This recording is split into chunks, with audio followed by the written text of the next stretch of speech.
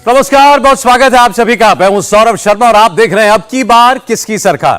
प्रधानमंत्री नरेंद्र मोदी ने अब की बार 400 पार का नारा देकर इस पूरे चुनाव का एक नैरेटिव बदल दिया, या यूं कह दीजिए नैरेटिव सेट कर दिया है। 400 सीटों का टारगेट नामुमकिन शायद एक वक्त लगता हो, लेकिन अब नहीं लगता, लेकिन मुश्किल है। अगर बीजेपी को यह लक्ष्य अचीव करना है तो एक एक सीट पर 1-to-1 मार्किंग के हिसाब से चलना पड़ेगा, और पार्टी ऐसे ही चल भी रही है। सबसे अहम वो सीटें होंगी जहां पर जीत हार का मार्जिन बहुत कम था। पिछले चुनाव में ऐसी बहुत सारी सीटें थी। ये सीटें कितने अहम रोल अदा करती हैं उसका अंदाजा आपको इस बात से लगेगा कि 2019 के चुनाव में बीजेपी ने 11 ऐसी सीटें जीती थी जहां पर विनिंग मार्जिन सिर्फ 1% था। 1%। ऐसे में क्लोज फाइट वाली ये सीटें किसी का भी खेल बिगाड़ सकती हैं और बना भी सकती हैं। 2019 में 28 सीटों पर जीत हार का मार्जिन 20,000 वोटों से कम था, जो लोकसभा चुनाव में कुछ नहीं होता। और आज हम ऐसी ही कांटे की टक्कर वाली सीटों का ओपिनियन पोल आपके सामने रखेंगे, और उसमें हम सबसे पहले शुरुआत करेंगे सबसे बड़े राज्य, सबसे बड़े सूबे उत्तर प्रदेश से, क्योंकि यहां पर यह क्लोज मार्जिन वाली लगभग 1 दर्जन सीटें हैं जिनकी आज हम चर्चा करने जा रहे हैं। और ये 1 दर्जन सीटें ये तय करेंगे कि भारतीय जनता पार्टी ने अपने लिए जो 80 में 80 का लक्ष्य रखा है वो अचीव कर पाती है या नहीं कर पाती, या कम से कम 2014 का जो 73 सीटों का रिकॉर्ड था उसके पास या उसके पार बीजेपी पहुंचती है या नहीं पहुंचती है। तो आज के इस ओपिनियन पोल में हमारे मेहमान हमारे साथ जुड़ चुके हैं, उनका स्वागत करना चाहते हैं। स्टूडियो में हमारे साथ भावेश झा हैं सीएनएक्स से, जिन्होंने ये ओपिनियन पोल किया। भावेश, बहुत स्वागत है आपका। विजय त्रिवेदी जी हमारे साथ हैं। विजय जी, बहुत स्वागत है आपका। समीर चौगांवकर साहब हमारे साथ हैं। समीर जी, आपका बहुत स्वागत है। और हमारे साथ रोहन दुआ जी भी आज जुड़ रहे हैं, सीनियर जर्नलिस्ट हैं। रोहन, आपका भी बहुत स्वागत है।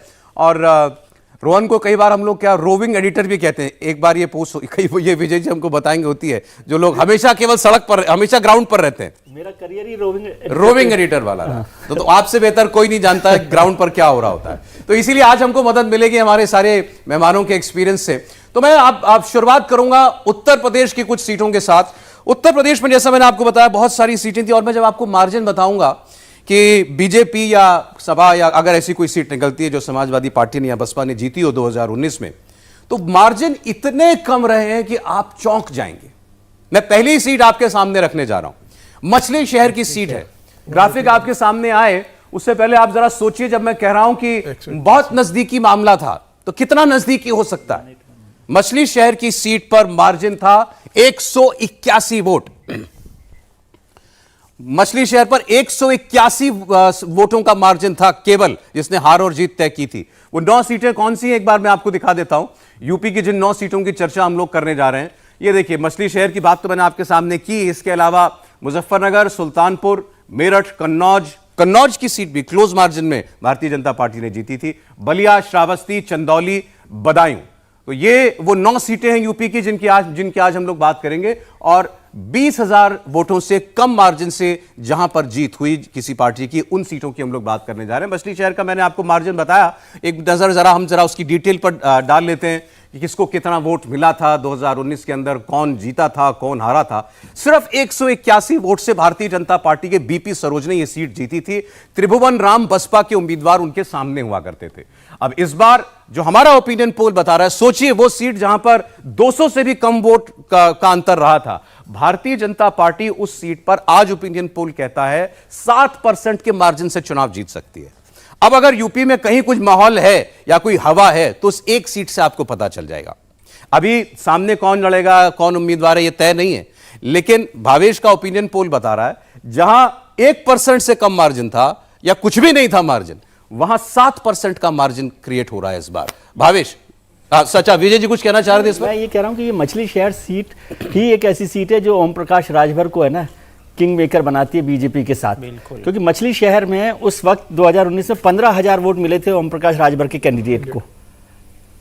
यदि वो इधर मिल जाते तो ये मार्जिन इस तरह का नहीं होता। और ऐसी 6-7 सीटें जो राजभर की पार्टी के कैंडिडेट्स ने बीजेपी को नुकसान पहुंचाने में लगाई थी, इसीलिए ओम प्रकाश राजभर, हम लोग सोचते हैं ना कि ऐसी क्या बड़ी बात है कि जो उनके लिए इतनी ताकत हो रही है, तो ये रिस्क पार्टी नहीं लेना चाहती, इस वजह से ओम प्रकाश राजभर जैसे लोग, मतलब ओम प्रकाश राजभर ने लगभग हरा ही दिया था भाजपा। लगभग हरा ही हरा ही दिया दिया था। था। 15,000 वोट उनको मिले हैं, 181, तो समझ लीजिए कि किस तरह से वो निकली है सीट। नहीं तो ये जो 7% का मार्जिन अब इस बार आ रहा है सर्वे के अंदर, ये भी आपको उसी का असर दिखाई दे रहा नहीं, है? उसका असर नहीं है, वो एड ऑन फैक्टर है उसमें। Add on, अब सही तो बात। बीजेपी का जो फैक्टर है वो है, लेकिन बीजेपी इस रिस्क को नहीं लेना चाहती ना। जो आज हम कह रहे हैं माहौल है, उसके बाद भी वो राजभर साहब को प्रणाम कर रहे मैं हैं। माहौल पर आपसे ज्यादा बात करना चाहता हूं। माहौल क्या बता रहा है आपको? 7% की लीड इस सीट पर अगर आ रही है इस बार। हाँ, बेहतर है।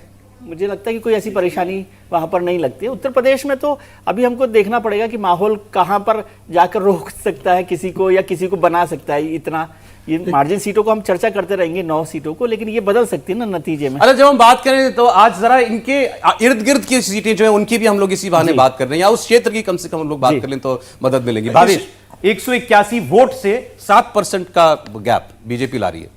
बिल्कुल सही। देखिए, इसके पीछे भी बहुत बड़ी एक गणित थी कि 181 वोट्सों से बीजेपी जीती कैसे। एक्चुअली इस लोकसभा में एक विधानसभा आती है पिंडरा, जो प्राइम मिनिस्टर का जो अपना क्षेत्र है उस डिस्ट्रिक्ट से आता है। उससे उस विधानसभा में बीजेपी लास्ट राउंड में बड़ी लीड ले ली थी, जिसके वजह से बीजेपी यहाँ पे जीत गई। अब जैसे विजय जी कह रहे थे, यहाँ पे राजभर वोटों का एक दबदबा है, और पिछली बार बीजेपी का खेल खराब करने में राजभर ने लगभग 14,000 कुछ वोट उनको मिली थी उनकी कैंडिडेट को, तो वो एक उनका रोल था। दूसरे बसपा और सपा का कैंडिडेट, बसपा और सपा का जो अलायंस हुआ था, उसमें यहाँ पे क्योंकि इसमें लगभग 2 लाख जो दलित वोट है उसका एक बहुत बड़ा रोल था। इसमें दलित वोट जैसे हम मानते आ रहे हैं कि सिर्फ जो नॉन जाटा वोट है वो बीजेपी को वोट करता है, लेकिन इस सीटों पर ऐसा हुआ नहीं था। इन ब्लॉक जो दलित वोट था, उसके बाद आप यादव वोट भी लगभग 2 लाख के आसपास है, मुस्लिम वोट भी लगभग 2.5 लाख के आसपास है, तो ये सारे वोट लगभग उनको कन्वर्ट हो गए थे लास्ट राउंड में। जैसा मैंने आपको कहा कि बनारस की एक सीटें हैं वो बीजेपी को वहां पे लीड दे दी, जिसकी वजह से बीजेपी यहाँ पे। अब क्या हो रहा है, अब देखिए चूंकि बसपा बहुत बड़ा फैक्टर है नहीं, तो नॉन जाटअप जितनी भी है वो बीजेपी को ट्रांसफर हो रहे। राजभर साहब के साथ आने के बाद बीजेपी को एक एडिशनल जो वोट है वो इसका फायदा हो रहा है, इसलिए आपको 7-8% का ये गैप दिख रहा है। जी अच्छा, हमारे साथ रोहन भी जुड़ चुके हैं। रोहन दुआ, रोहन बहुत स्वागत है आपका भी। बछली शहर की हम लोग बात कर रहे थे, 200 से कम वोटों से बीजेपी की जीत हुई थी। सर्वे इस बार बता रहा है 7% की लीड पर इस वक्त बीजेपी खड़ी हुई हमको दिखाई दे रही है। अब ये यहां से कहां जाती है वो हम नहीं कह सकते हैं, लेकिन ये इसमें 2 बातें जो विजय जी ने राइटली हमको याद दिलाया कि एक तो ओम प्रकाश राजभर क्यों इंपॉर्टेंट है बीजेपी के लिए, और ओम प्रकाश राजभर जो कहते हैं, जो कुछ जिस तरीके की उनकी पर्सनालिटी है, उसके बावजूद बीजेपी उनको साथ क्यों रखना चाहती है, ये हमको पता चल रहा है। और मायावती का ना होना इस चुनाव में, इस गठबंधन में, विपक्ष में, वो कितना बड़ा फैक्टर है, वो भी हमको शायद इस एक सीट से समझ में आता है। नहीं सौरभ, मुझे लगता है कि ओम प्रकाश राजभर जो टेबल पे एक वोट बैंक तो लाते ही लाते हैं, लेकिन अगर आप 2019 की बात करिए तो उनका जो पूरा तजुर्बा है 2017 में चुनाव जीतने के बाद का, और जब राजभर कम्युनिटी के ऊपर एक क्वेश्चन मार्क लग गया था कि उनको कैबिनेट बर्थ क्या दिया जाएगा, क्या उनकी रैंक और यूटिलिटी होगी योगी कैबिनेट में, उससे वो काफी नाराज रहे थे। लेकिन 2019 के चुनाव में जब आप वोट बैंक चेक करें तो करीब 8 से 10 लाख ही वोट हर कंस्टिट्यूंसी में उनको पड़ते थे, तो जो मार्जिन रहता था बाकियों के साथ में वो कोई इतना बड़ा नहीं होता था। मछली शहर भले ही एक रिजर्व कॉन्स्टिट्यूंसी है, शेड्यूल कास्ट कॉन्स्टिट्यूंसी है, मैंने उसको काफी कवर किया, क्योंकि पूर्वांचल का जो क्षेत्र है, आज आप कहीं पे भी देख लीजिए जिस तरीके से प्रधानमंत्री ने अपने ही हम उम्र महेंद्रनाथ पांडे को भी दोबारा से तीसरी बार टिकट दी। 14 में वो जीत के आए, 19 में वो जीत के आए चंदौली से, आसपास के शहरों से। तो अभी भी बीजेपी बड़ी मजबूत स्थिति में है, तभी एक 2 बारी बने हुए मंत्री को भी दोबारा टिकट चंदौली के आसपास से दी गई। तो 200 वोट से कभी भी आप आगे पीछे रह सकते हैं, लेकिन आपको ये भी कंसीडर करना पड़ेगा कि तब एसपी और बीएसपी की जो पार्टनरशिप थी वो बड़ी मजबूत स्थिति में थी, और बीएसपी का जो वोट बैंक है वो आज भी उतना ही मजबूत है। अब क्योंकि पार्टनरशिप वो अलायंस नहीं रही है, उसका फायदा एसबीएसपी को उस समय जरूर हो रहा था, क्योंकि वोट कटर पार्टी के तौर पे काम कर रही थी, और वो हर जगह पे जब भी वोट करते थे तो वो मार्जिन जरूर वो कन्वर्ट हो जाता था छोटे मार्जिन पे। पर क्योंकि अब वो 2024 में तो वो सिलसिला रहा नहीं, और जिस तरीके से आप देखिए मायावती अभी भी कैंडिडेट्स को खड़ा करने की कोशिश कर रही है, तो कहीं ना कहीं मुझे लगता है कि एसपी को तो नुकसान पहुंचाएगी, बट बीजेपी को मजबूत जरूर करके जाएगी। अच्छा चलिए ठीक है, मैं अगली सीट पर बढ़ता हूं फिर और मेहमानों के पास हम चलें। मछली शहर के बाद जरा श्रावस्ती का ओपिनियन पोल आपके सामने रख रहा हूं दोस्तों, वो जरा देखिएगा आप। यहां जो मार्जिन था 2019 में 5320 वोट का मार्जिन था।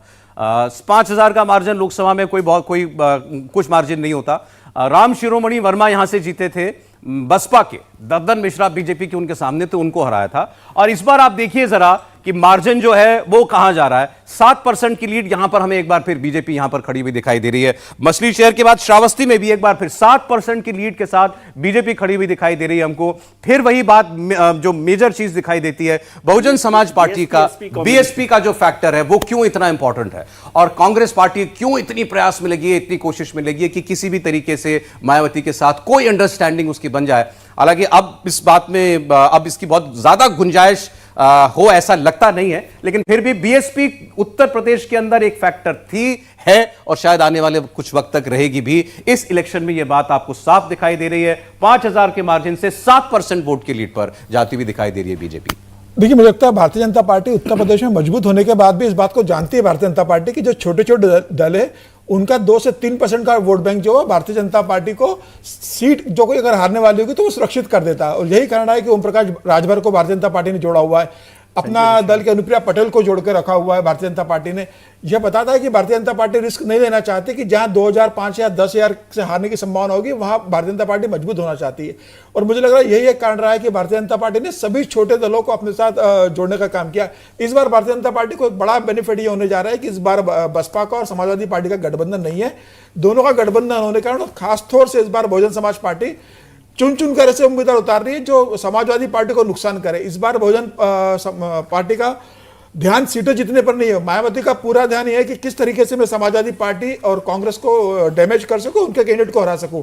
और आप देखिए अभी जो जितने भी कैंडिडेट मायावती ने डिक्लेयर करे वो इसी तरीके से डिक्लेयर किए कि जो समाजवादी पार्टी को डैमेज कर रहे हैं। और निश्चित रूप से जब इस तरह के कैंडिडेट समाजवादी पार्टी को डैमेज आप बड़ा क्लियर करें, मायावती इस बार मायावती जीतने के लिए मैदान में है ही नहीं। बिल्कुल नहीं, भारतीय मायावती जीतने के लिए चुनाव नहीं लड़ रही। अभी देखिए अभी तक उनकी एक भी रैली नहीं हुई है, कोई बैठक नहीं हुई है, बस सिर्फ वो उम्मीदवार मुस्लिम उतार रही है उस क्षेत्रों में जहां पर समाजवादी पार्टी को तगड़ा नुकसान हो सकता है। सीधा सा उद्देश्य है कि आपने मेरे साथ गठबंधन नहीं किया, आपने मुझे मत नहीं दिया, तो मैं अब आपको चुनाव नहीं जीतने दूंगी। और जितना वो सपा को नुकसान करेगी उतना भारतीय जनता पार्टी को। सहमत है विजय जी इस कंक्लूजन से? मायावती जी के लिए जो आरोप बार बार लगता रहता है वो तो इस बात को और ज़्यादा स्टैंप कर रहा है कि वो भारतीय जनता पार्टी की मदद करती है इनडायरेक्टली। और आप सोचिए जो 7% का फर्क है, आपने 2 सीटें की, मछली शहर और श्रावस्ती, दोनों जगह 7% का फर्क आया और दोनों जगह बीएसपी कैंडिडेट था पिछली बार। बिल्कुल। और बीएसपी आज नहीं है, तो बीएसपी का 18% करीब वोट है। उसमें से जो वोट कैंडिडेट खड़ा होगा तो कुछ तो जाएगा ही, लेकिन मोटे तौर पर क्योंकि उन्हें पता है कि वो कैंडिडेट नहीं जीत रहा तो वो वोट भारतीय जनता पार्टी में शिफ्ट हो रहा है। और 6 में से 4 उम्मीदवार उन्होंने मुस्लिम उतारे, माइनॉरिटी के उतारे, तो इसका मतलब भी साफ है कि वो किसी भी तरह से वोटों का बंटवारा समाजवादी पार्टी या कांग्रेस के साथ करना चाहती है, बीजेपी के साथ नहीं करना चाहती। और ये 7% तो सीधा सीधा दिखा रहा है ना, भावेश जी तो इतने मैथमेटिक्स के मास्टर है, ये 7% तो बीएसपी का वोट भी है ना। और अभी तो हमें वहां आना है जहां पर उनका और ज्यादा वोट है। पश्चिम की तरफ जब आएंगे वहां की भी सीटें, वेस्टर्न यूपी, हाँ है उसमें कुछ सीट, मेरठ भी है उसमें। तो अच्छा एक सीट और दिखा दो भावेश, फिर मैं आता हूं आपके पास, क्योंकि एक रीजन की सीटें हो जाए। चंदौली की सीट जरा, चंदौली सीट है जी हाँ, चंदौली की सीट जरा दिखाइएगा आप। चंदौली में 2019 का जो मार्जिन है, ठीक यहां फिर भी लगभग 14,000 वोट का मार्जिन था। महेंद्रनाथ पांडे, अभी चर्चा हुई रही थी, महेंद्रनाथ पांडे यहां से जीते थे 14,000 वोटों से। संजय चौहान को उन्होंने हराया था समाजवादी पार्टी से। और इस बार आप जरा लीड देखिएगा, 11% की लीड है। ओपिनियन पोल कह रहा है 11% के मार्जिन पर बीजेपी इस वक्त खड़ी हुई है। 11% का मार्जिन का मतलब होता है वही 5 लाख वाली कैटेगरी कम से कम, जो बीजेपी जिससे ये सीट निकाल सकती है। 14,000 वोट से 11% का लीड। भावेश देखिए, पहले मैं एक बार श्रावस्ती के विषय में एक बार बात कर दूं। देखिए उस पर्टिकुलर सीट पे देखेंगे 20% लगभग मुसलमान है, 15% यादव है और 10-12% के आसपास दलित वोट है। तो ये पूरा इन ब्लॉक जो महागठबंधन जो उस टाइम बनी थी उनको चला गया था। लेकिन उसके विपरीत आप देखेंगे लगभग 20% के आसपास वहां पे कुर्मी वोट है, जो एक बहुत बड़ा फैक्टर हुआ था। पिछली बार थोड़ा बहुत उसमें भी डेंट हो गया था। इस बार दलित कैंडिडेट जो बसपा का कैंडिडेट उस ढंग से मतलब फाइट में नहीं होने से जो दलित वोट का एक बड़ा हिस्सा, जब हम बार बार डिस्कस करते हैं, दलित वोट का एक बड़ा हिस्सा बीजेपी की तरफ ट्रांसफर हो रहा है, कुर्मीन ब्लॉक हो रहा है, और यहाँ पे लगभग एक अच्छी खासी तादाद में ब्राह्मण वोट भी है, जिसके वजह से श्रावस्ती सीट पे जो हमने लीड लगभग 7% दिखाया, संभव है कि आने वाले दिनों में ये जो लीड है और बड़ी हो जाए। अब जहां तक बात है चंदौली के, महेंद्रनाथ पांडे पहले मतलब एक बड़े कद्दावर नेता हैं बीजेपी के, पहले प्रेसिडेंट भी थे यहाँ उत्तर प्रदेश के, तो यहाँ पे जो एक ब्राह्मण वोट का भी यहाँ पे बहुत अच्छा खासा दबदबा है। और आप देखेंगे कि पिछली बार कुछ ऐसे मतलब यही महागठबंधन वाली थ्योरी की वजह से यहाँ पे कुछ सीटें फंस गई थी, लेकिन इस बार वो सब फैक्टर है नहीं, तो एक बहुत बड़ी जीत के साथ, बहुत बड़ी लीड के साथ ये वापस आ रहे हैं। लेकिन कॉमन फैक्टर जो आप बता रहे हैं, पिछली बार कम मार्जिन में और इस बार की बीजेपी की लीड में वो बसपा है। बिल्कुल ठीक है। आप सोचिए, इंपॉर्टेंट इसलिए भी है कि महेंद्रनाथ पांडे एज के हिसाब से भी सीनियर लोगों में से हैं और तीसरी बार चुनाव लड़ रहे हैं। भारतीय जनता पार्टी में तीसरी बार टिकट मिल जाना भी अपने आप में बड़ी वजह है। ठीक, अब जरा बलिया की सीट की बात कर लेते हैं हम लोग। बलिया की सीट पर आप देखिए जरा, 2019 में ये सीट बीजेपी के पास थी। बीजेपी के वीरेंद्र सिंह मस्त यहां पर उम्मीदवार थे। 15,519, 15,500 का मार्जिन था उनका जीत का। सनातन पांडे समाजवादी पार्टी से उनके सामने थे। इस बार मार्जिन बहुत ज्यादा नहीं बढ़ रहा है, लेकिन फिर भी बीजेपी एक लीड में दिखाई दे रही है। 3% की लीड ठीक होती है, 3% की लीड लोकसभा चुनाव में, 3% की लीड से बीजेपी जो है ये चुनाव इस बार निकाल सकती है। हमने श्रावस्ती की बात की है, चंदौली की बात की है, और अब बलिया की सीट आपके सामने इस वक्त जो है वो दिखाई दे रही है। रोहन,